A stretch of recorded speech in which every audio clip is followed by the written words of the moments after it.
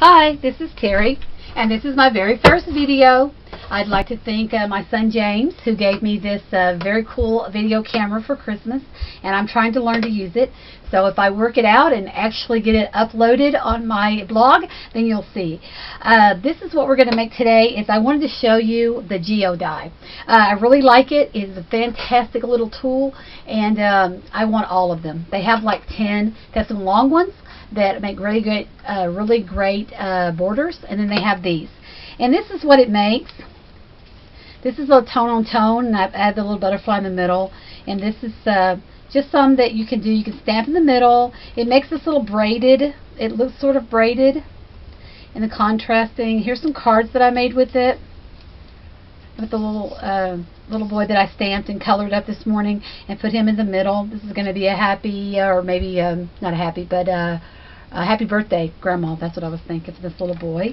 And this one says, I believe in you. And you can put little sentiments on the inside. You can do lots of little things with. They make really cute cards. I have made tons of these already. Let me show you what it is and how simple it is to make. You're going to be amazed. Alright, this is the Geodie. And you can go to his website. This guy's brilliant. Whoever came up with this, help they make $1 zillion. It's really a very innovative little tool. It's a very thin piece of metal, and it has these little grooves cut in it. And what we're going to do is we're going to put some paper on it. We're going to run it through the Cuttlebug, and it'll give you one design. To get this really braided look here, you'll need to run it through the Cuttlebug twice.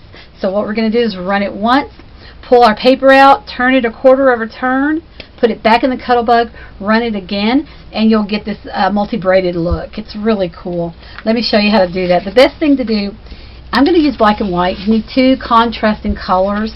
And the best thing to do is just to glue your cardstock together. Now if you have cardstock that's a nice weight and it has some white on the back, you won't have to do this step. I did not have any. I could not locate any.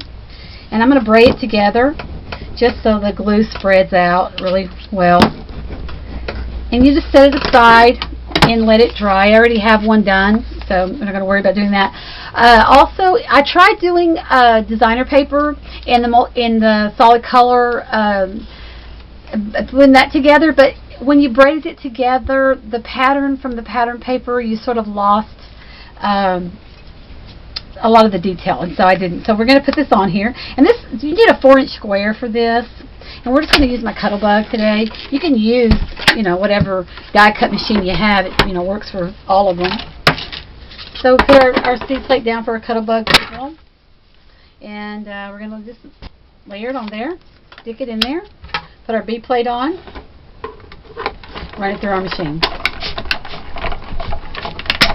Now, what we're going to do is we're going to pull it out. And this is what you get. Okay? Now you have to have something that have little holes in it. You got to have something. The suction really sits it in there. So if you have just some poker thing to pull it out, so you can get it out, because you want to turn it one more time. Well, if I could do it, you want to turn it one more time so that you can get the second braid. Well, it doesn't want to come out today. I swear it's not that hard. Okay, here we go. There we go. I think I got it this time. Okay, there it goes. All right, so we pull it out. And what we're going to do is we're going to turn it just one turn, just a quarter of a turn over. We're going to put it back down in our little hole. We're going to put it back on the C plate. Carefully put our B plate on top of it. Whoops, see, I turned it. Okay, this is good. You saw that because you don't want to do that. You want to turn it right back the way it's supposed to be. And put your B plate on top of it. Run it back through your Cuttlebug again. And there you go. We'll put our Cuttlebug up. Okay. And then we're going to pop it out and show you how to do this. It's really simple. There it is. Now I'm going to do the black and the white so that you can see how to do it. Now they have a really cool tool they sell for $5. It helps you fold this over, but I had my spatula, which has a very thin blade on it, so I use this for everything. And what you're going to see is there's a long and a short, a long and a short, a long and a short. So what you're going to do is you're going to pull up the long and leave the short down, pull up the long, put your spatula, fold it over. These are your little sails. And you're going to go all the way around this little thing and you're going to pull up all your sales. It doesn't take very long. The other day I cut a bunch of these, and then I sat in front of the TV and I folded them, and I made a ton of cards for my church. Here we go, and you just fold them over. You do make sure that you get them. I'm going to set this down, it's easier. You make sure you fold it all the way, because if you don't, it's not going to fit, because it's very tricky. If you don't get it to fit, they won't stay. Now, I don't put glue on these sales because I mainly make cards, and people don't keep cards forever, so I don't need to. But if you're making something else and you want it to stay together, on the little tips you might put a little glue. I didn't need to do that, or I haven't done that, and my cards are staying together just fine. They didn't say anything about doing it on the website, so I'm saying you probably don't have to, but you can. Okay, now we have all of our sales setting up. Now this is the really fun part, and it automatically does it for you, so you don't really have to, it just automatically fits. Okay, you're going to lay it down, and it's going to go underneath that one right there. Okay, same thing with this one. You're going to skip that one. This one's going to lay down right underneath that one. See, like that. And this one, same thing. It's going to fit right underneath there. This one is going to fit right underneath. This one fits, and you just slowly work your way around, and it just fits underneath there. See? Isn't that cool? And it looks so complicated. It looks like you've really worked hard at getting 3 layers together, but you really don't. It looks like you got 2 layers of the white and the black, and you really don't.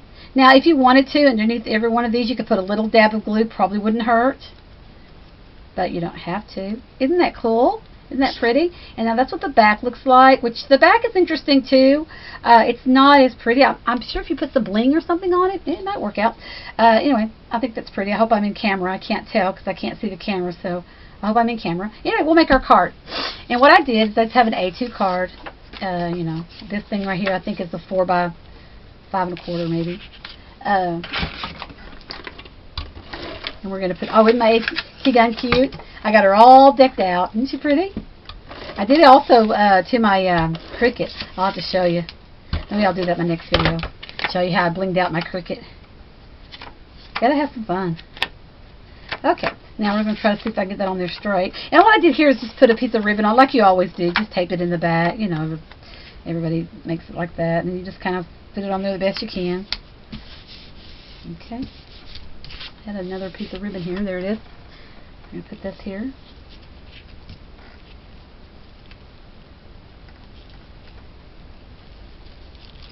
There we go. I'll grab some scissors and cut that real quick. Now we'll grab a piece of tape. Put it on the back. And you can use pop dots. You can, whatever you want. I just use this really inexpensive tape for my cards. And we just fit it down there.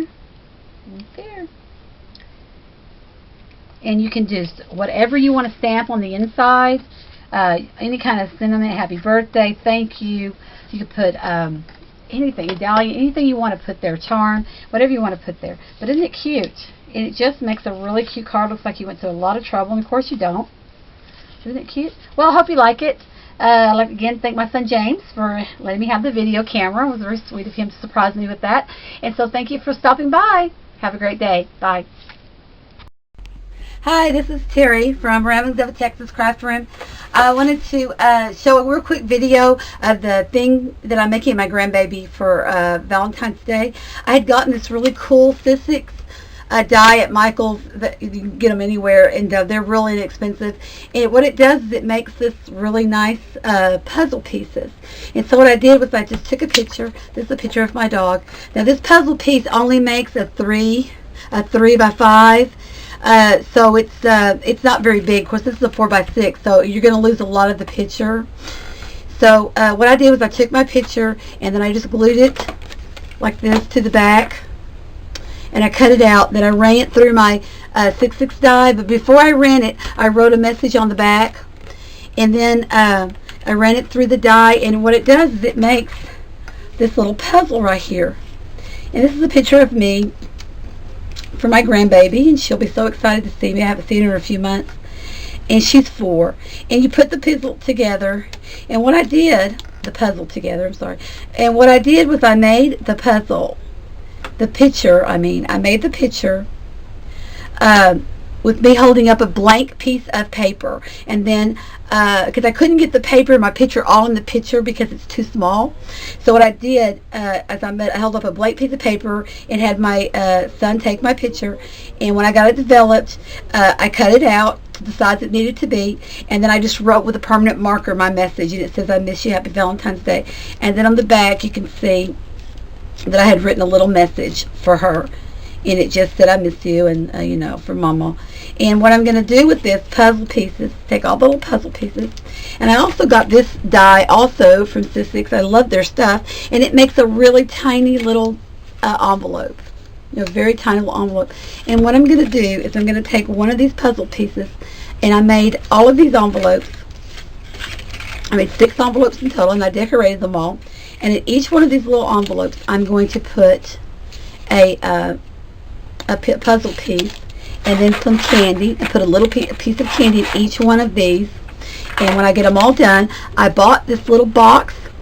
You can get them anywhere. I got this one at Target for $1, and it's just a little box, little mailbox. And I'm going to put all of her.